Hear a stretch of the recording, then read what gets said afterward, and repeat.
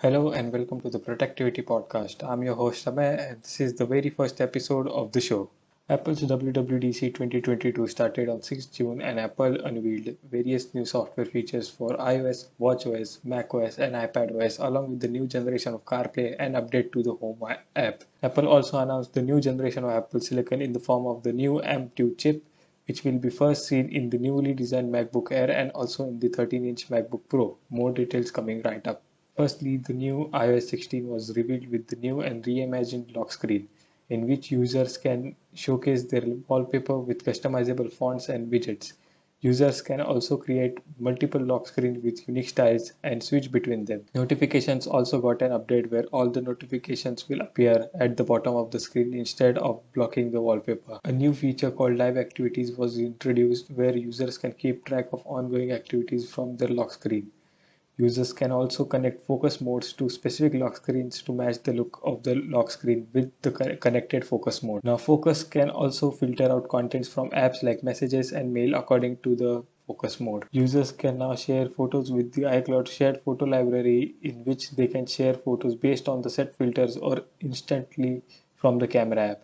This also allows users to sync edits and changes in iCloud. Messages got a major update where messages can be edited, unsent, and unread. Users can now share notes, presentations, reminders, and Safari tab groups in messages to collaborate with other users. Mail now has improved search capabilities. Now users can also undo sent mail and schedule a mail. Users can now take subjects from photos and drop them in other apps. Live text is now available in videos where users can pause and select text from the frame. Users can also use smart dictation while still having the keyboard on screen. Maps get multi-stop routing, and in wallets, users can share keys securely through any messaging app. And Health app gets added to the iPhone where users can keep track of their fitness goals even if they don't have an Apple Watch. Child accounts can be managed extensively with family sharing. The next generation of CarPlay includes instrument clusters, controls and widgets with customization. Safety check allows users to reset system privacy permissions for apps. Next up, the new watchOS 9 introduces new workout screens, heart rate zones and more. Now watches will be able to transition between swim, run and bike mode automatically without setting it manually.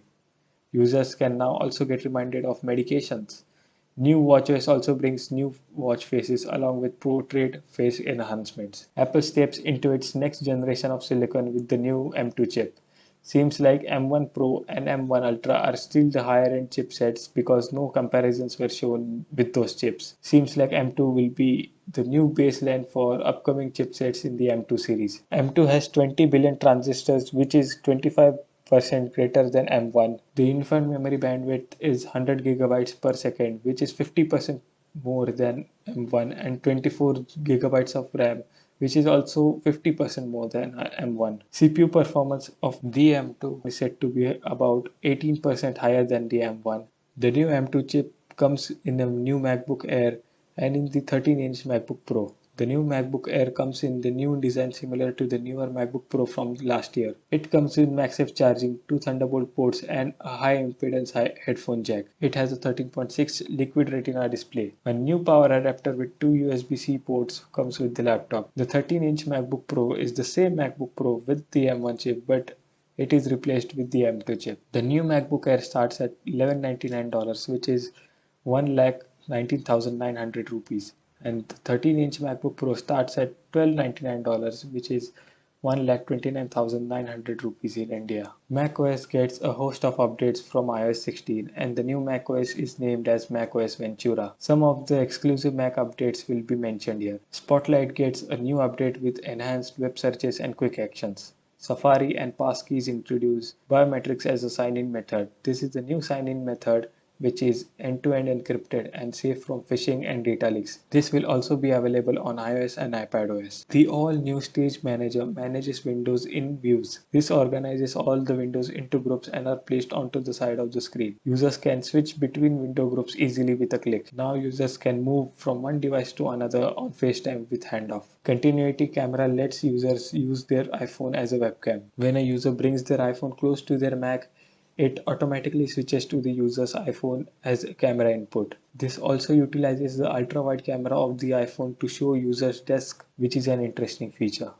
iPadOS 16 also comes with the host of features from iOS 16. iPads will also get a weather app, so hopefully a calculator app might be a possible inclusion next time. Now iPads can become your own desktop PC with external display support. This won't just mirror the iPad screen but will become an extension. This will also come with the Stage Manager from macOS. Freeform, a productive collaborative app for iPads and Macs, was also announced. This is just a buffed up note taking app but focused on collaboration. Few things to note about the upcoming updates. iOS 16 will be given to iPhone 8 and above, which includes iPhone SE second generation. iPadOS 16 will come to all iPad Pro models, iPad Air 3rd gen and above, iPad 5th gen and above, and iPad mini 5th gen and above. WatchOS 9 requires iPhone 8 or later with iOS 16 or later and supports Apple Watch 4 and above models. All the updates are out now for developers as beta. Public beta will be released in July and final release will be in fall. That's it for this episode. Catch you in the next one. Thank you for tuning in.